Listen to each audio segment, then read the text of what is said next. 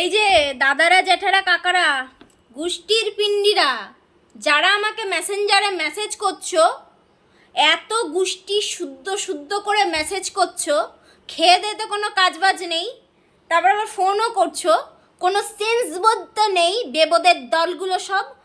কই তোমরা তো আমার কোনো ফেসবুকে কোনো ভিডিওতে কোনো ছবিতে কখনো তো একটা কমেন্ট করো না, একটা লাইক করো না।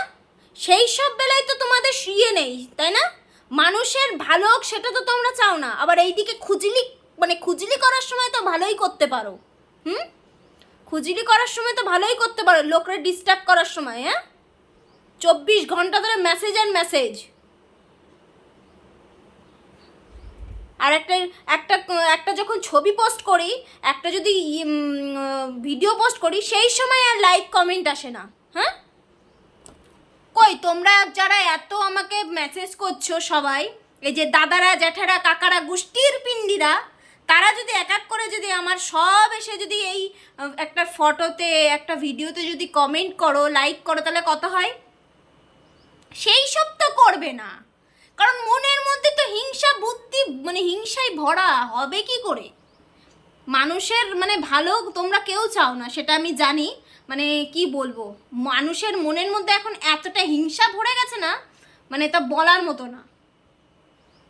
আর যারা অযথা মেসেজ করছো না, তাদেরকে বলছি, ফালতু মেসেজ করবে না, বিরক্ত করবে না, ফালতু মেসেজ করবে না, লোকের বউকে ফালতু মেসেজ করবে না। নিজের বাড়িতে ভাই বোন নেই নাকি?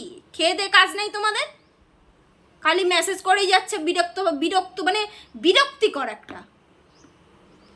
কই যারা আমাকে এই যে মেসেঞ্জারে এত মেসেজ করছো, কই তারা এসে আমার কমেন্ট বক্সে কমেন্ট করতে পারছো না কিসের জন্য? একটা লাইক করছো না কেন? সেই সময় কি হাত টুন্ড হয়ে যাচ্ছে নাকি তোমাদের?